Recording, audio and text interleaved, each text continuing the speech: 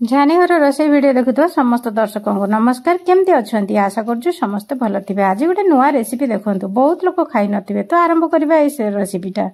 तो गोटे गिलास पानी करे बसई नहीं कि बैगण गोटे काटिदेले बैगण फुटा को छाड़देले लुण हलदी पकई देकी सी सीझिबो। एपटे साग को देखी नवा साग को भल कर बाछि नेले खटा साग को आकु कहती टकभेंडी साग आकु भल कर बाछि नहीं काटी नेले काटी नहीं धोईदेले धोई देकी सी जो सिझिला बैगण उपर छाड़देला साग को।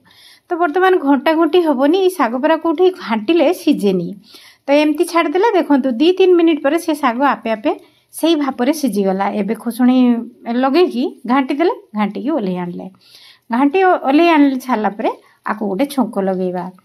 ये तरकारीटा करने को बेसी समय लगे 5 मिनिट 4 मिनिट 5 मिनिट लगे। तेरे तेल दे अल्प टिके देकी गोटे सुखिला लंका अल्प फुटण आउ किछि रसुण छेचा आपको दे देकी भल करी टिके घंटा घंटे करी नहीं जीरा गुंड और लंका गुंड टिके पकई नेले बस सीझी रही से खटा साग बैगण को छाड़देले। ये हेगला टक भेंडीर तरकारी बहुत सुंदर तरकारी आ बहुत बढ़िया लगे। या खटा आगरे तो तेंतुली आचार आंब सब फेल मारिज एत सुंदर खटा और एत बढ़िया टेस्ट।